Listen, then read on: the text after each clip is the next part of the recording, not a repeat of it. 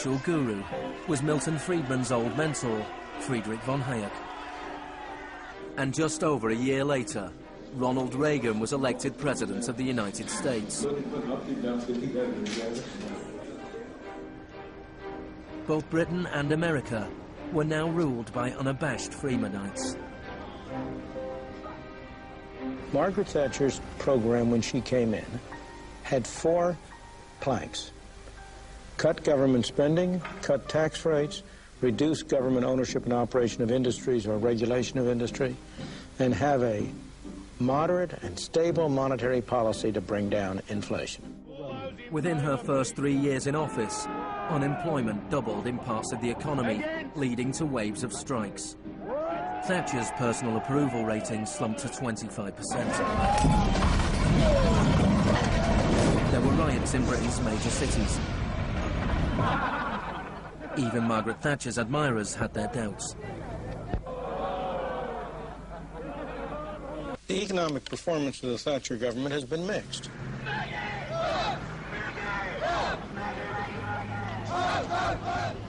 To those waiting with bated breath for that favorite media catchphrase, the U-turn, I have only one thing to say. U-turn if you want to. The ladies not for turning. Friedrich von Hayek urged Thatcher to copy Pinochet's economic shock therapy policies. Thatcher replied, "In Britain, with our democratic institutions and with the need for a high degree of consent, some of the measures adopted in Chile are quite unacceptable." Thatcher's profound unpopularity seemed to be proving once again that free market fundamentalism was simply too unpopular, too directly harmful to too many people to survive in a democratic state where governing requires getting the consent of the governed, unlike a military dictatorship. What pulled Thatcher back from the abyss and ultimately saved the project was a crisis. Indeed, it was the ultimate crisis. It was a war.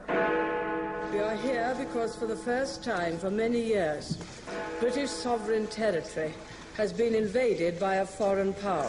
The government has now decided that a large task force will sail as soon as all preparations are complete. HMS Invincible will be in the lead. Most people in Britain had never even heard of the Falklands. But when Argentina invaded the small group of islands thousands of miles away in the South Atlantic, Thatcher seized her opportunity to prove her credentials as the Iron Lady. Gentlemen, I've just heard that the white flag is flying over Stanley. The war was over in less than 3 months. As the troops returned to Britain, a wave of patriotic celebrations swept the country. Thatcher won the 1983 elections with a massive majority. She could now push through a form of the economic shock therapy witnessed in Chile.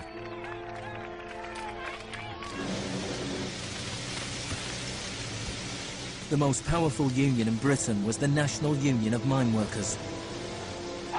When the National Coal Board tried to close pits down, the miners went on strike. Parts of central London are brought to a halt as thousands of miners and sympathizers march through the city in support of the miners' strike. It's Britain's longest and most bitter since 1926, and the most expensive ever. The strike lasted almost a year. Thatcher used every means at her disposal to destroy the union.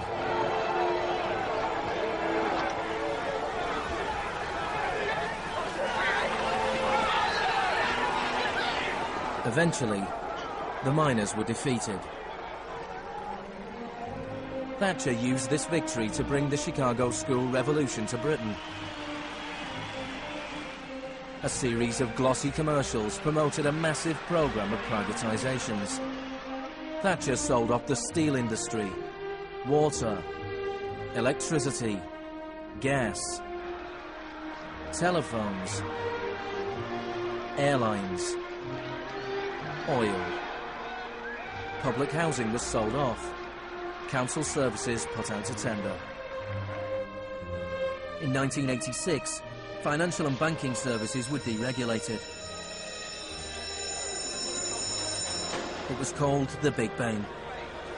No one here tonight needs reminding that the Big Bang is only a beginning. In Britain, before Thatcher, a CEO earned 10 times as much as the average worker. By 2007, they earned more than 100 times as much.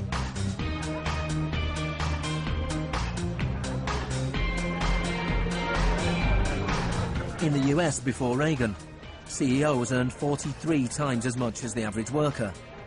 By 2005, they earned more than 400 times as much.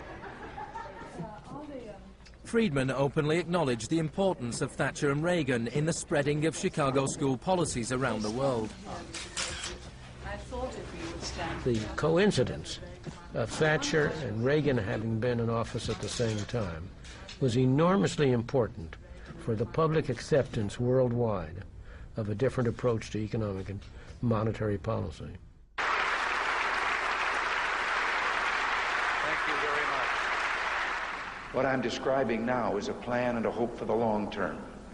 The march of freedom and democracy, which will leave Marxism, Leninism on the ash heap of history as it has left other tyrannies which stifle the freedom and muzzle the self-expression of the people.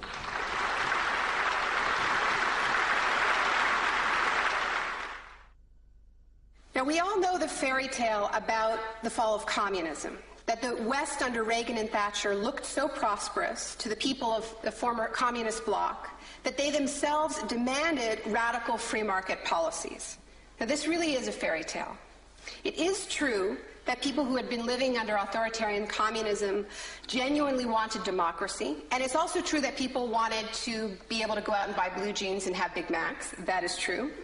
But that does not mean that they wanted the kind of Wild West capitalism of oligarchs gone mad and no social protections that so many Eastern Bloc countries actually ended up with and suffer under to this day. Thatcher had done everything she could to break the power of the unions in Britain. But in 1988, she went to Poland to show her support for the workers' union Solidarity. How do you see the process from where you are now to where you want to be? Strikes in Poland led to Solidarity being allowed to contest a general election in June 1989. This triggered a wave of demonstrations throughout Eastern Europe.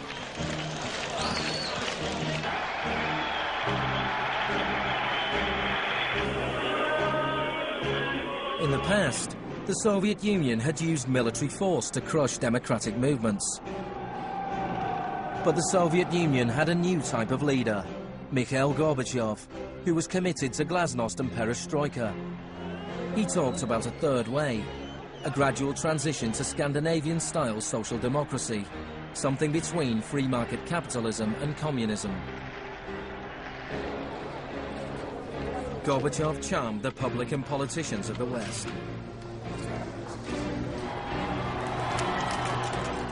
He's a bold, a determined and courageous leader.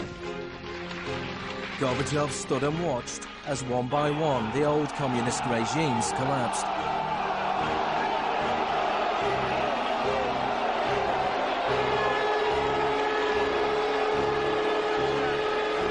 At the end of the year, the most famous symbol of the division of Europe came tumbling down.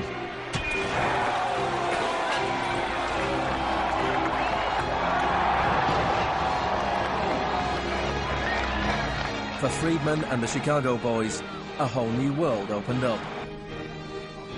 In the Soviet Union, Gorbachev was hoping to gradually reform the Russian economy. In 1991, Gorbachev was invited to the G7 summit in London. He was hoping for financial support for his gradual economic reforms. Instead, he was told that unless he embraced radical shock therapy, there would be no aid at all. That's not a little close. The next month, there was a coup attempt against him. A group of Communist Party hardliners placed Gorbachev under house arrest in his holiday home in the Crimea. tanks surrounded the White House, the Russian parliament.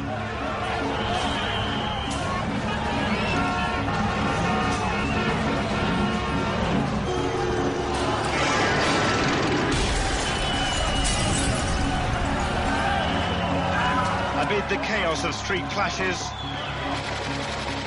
it was obvious that to reinforce their position, the hardliners would have to resort to violence. Such action between the people and the security forces has not been seen since the early days of the Russian Revolution. By dawn this morning, amid a sea of debris, it was becoming clear that the coup was disintegrating. The Russian parliament building was unscathed, the military had not made their move. Inside, Boris Yeltsin was more powerful than ever.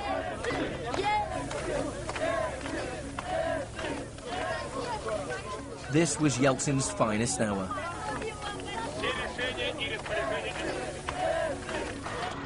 Gorbachev was released and he returned to Moscow, but he had lost much of his power. Я выражаю признательность за принципиальную позицию россиянам, президенту России Борису Николаевичу Ельцину. In December 1991, the Soviet Union was dissolved, a profound shock for the Russian people. Yeltsin was now in charge of economic policy for the Russian Federation.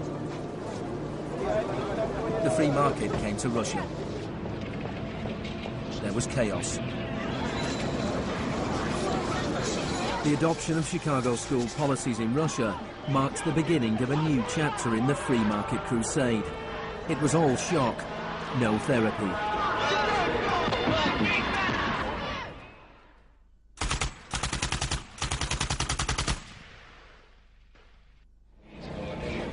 Despite the public efforts to promote popular capitalism, the reality was a small handful of businessmen made vast fortunes. State industries were sold off at bargain basement prices. The Russian press dubbed Yeltsin's advisors the Chicago Boys.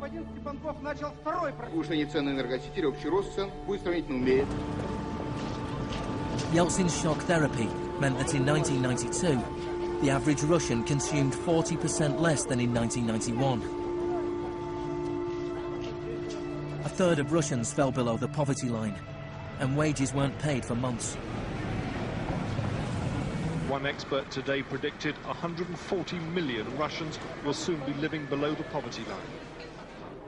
Corruption was rife. Organised crime boomed. Moscow became the new Wild West.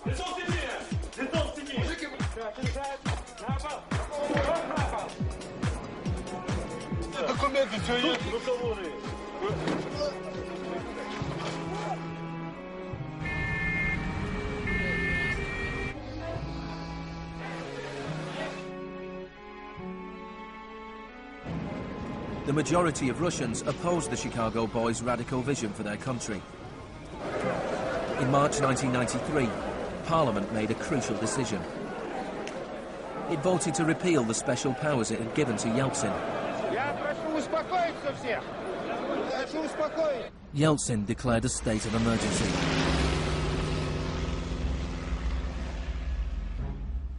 The Constitutional Court ruled that it was illegal.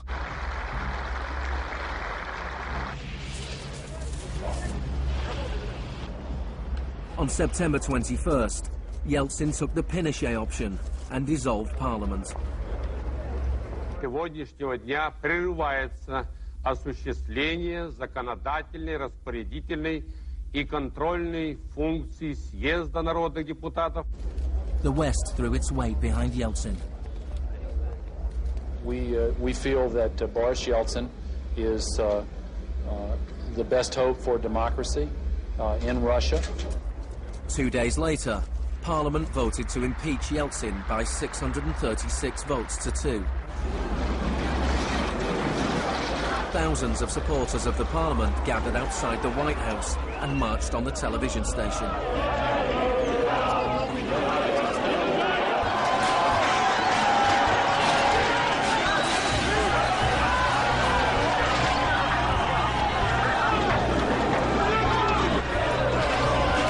It looked like the supporters of Parliament were winning. Yeltsin flew back to Moscow from his holiday home. That night, 100 demonstrators were killed as the Yeltsin authorities